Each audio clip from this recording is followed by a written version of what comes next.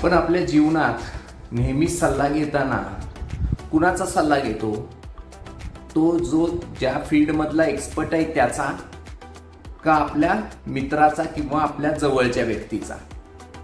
Most of time मित्रांनो, आपण आपल्या जवळच्या व्यक्तीचा एक सल्ला घेतो, त्या फील्डमधल्या एक्सपर्टचा नाही. पण असं का होतं? तर असं होण्याचं एकमेव रिझन हे आहे की माणसाला इमोशनली निर्णय घेताना त्याला ट्रस्टवर्दी माणूस हवा असतो. त्याचा ज्याच्यावर विश्वास आहे की जो माझं नुकसान अजिबात करणार नाही, त्याचाच तो सल्ला घेतो. त्याला माहिती असतं की ह्याचा सल्ला यदा कदाचित तो एक्सपर्ट नसल्यामुळे योग्य नसेल, पण तरीही तो त्याचा सल्ला घेतो. सेम थिंग गुंतवणुकीच्या बाबतीतही होते.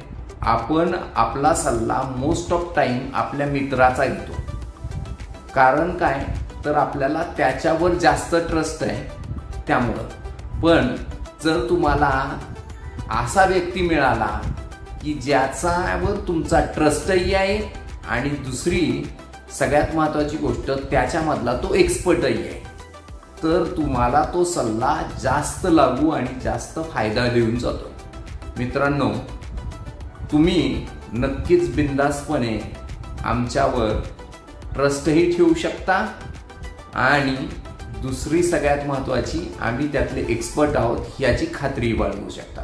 त्यामुळे गुंतवणूक करताना तुम्ही आमच्याबरोबर नक्कीच येऊ शकता असं मला वाटतंय. थँक्यू.